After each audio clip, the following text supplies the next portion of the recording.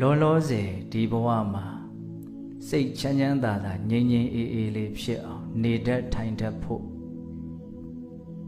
လောလောဆယ်နေတတ်ထိုင်တတ်ဖို့ဒီကနီးမှလည်းပဲချမ်းချမ်းသာသာလေးငြိမ်ငြိမ်အေးအေးလေးသိနိုင်ဖို့တရားအထောက်ကြတယ်လို့ဒီလိုလေးပြောတတ်မယ်ပြောနိုင်မယ်ဆိုရင်အလွန်ကောင်းမယ်နော်ဘာလို့တရားအထောက်တာတုံးလို့မေးရင်အနေတက်ဖို့အသေးတက်ဖို့ဟုတ်တယ်မဟုတ်လားအနေမြန်တက်เสียလိုသေးသလားဦးဇင်းရေဟာအနေတက်เสียလိုတာပေါ့အနေမတက်လို့မို့စိတ်တွေဆင်းရဲနေရချမ်းသာအောင်မနေတတ်လို့ဆင်းရဲနေတာအေးချမ်းအောင်မနေတတ်လို့ပူလောင်နေတာရှင်းအောင်မနေတတ်လို့ကျုပ်တို့ရှုပ်နေတာနေကိုမနေတတ်သေးဘူးမနေတတ်လို့ဘလို့တွေဖြစ်နေတာလို့တော့ပြောလို့တော့မရဘူးပေါ့သို့တော့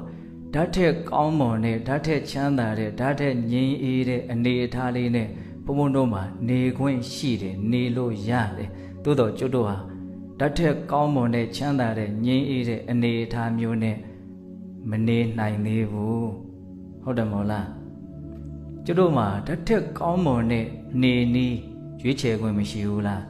ရှိတယ်ညာသောဖြင့်ဘုံဘုံတို့ရဲ့စိတ်တွေဟာဘဝမှာဘလို့တွေဖြစ်ရင်းနဲ့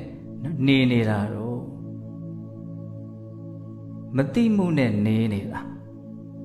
မေးလျော့မှုနဲ့နေနေတာကိုဘာဖြစ်လို့ဖြစ်မှမသိပဲနဲ့တွေးခြင်းရတွေးကြံခြင်းရကြံစိတ်တရားလဲရောက်ခြင်းရရောက်အာယုန်တရားလဲတွေးခြင်းရတွေ့ရအာယုန်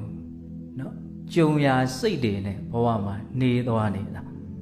အဲ့ဒါကိုရေဘူးရပြောရမယ်ဆိုရင်ဘာမှမသိပဲနဲ့နေတာမောဟနဲ့နေတာပေါ့အဲ့လိုမသိပဲနဲ့နေတဲ့အခါကျတော့ရံဖန်ရံခါကောင်းမွန်တဲ့အိဋ္ဌာယုံဆိုတဲ့ကောင်းမြတ်တဲ့အာယုံလေးတွေနဲ့တွေ့တဲ့အခါမှာဘုန်းဘုန်းတို့ကตาရတယ်ရင်မှုတယ်တွေ့တာတယ်မက်မောတယ်ဟောလောဘနဲ့နေကြပြန်ပြီနော်အနိဋ္ဌာယုံနဲ့တွေ့ပြီစိတ်တိုင်းမကြစရာအာယုံတွေမြင်ရပြီကြားရပြီဆိုတော့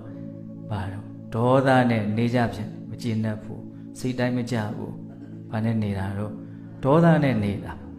ဘဝမှာဘုန်းဘုန်းတို့တွေဟာမောဟကိုအခြေခံပြီးတော့လောဘနဲ့ဒေါသတလဲသည်ဖြစ်ပြီးတော့နေကြတာ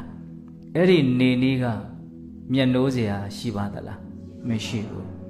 ကိုကမသိလို့သာတကယ်တမ်းကအဲ့ဒါပူလောင်နေပင်ပန်းနေလေးလံနေဒါကြောင့်မြတ်စွာဘုရားကလောဘဒေါသမောဟကိုမီးလို့လည်းဟောတယ်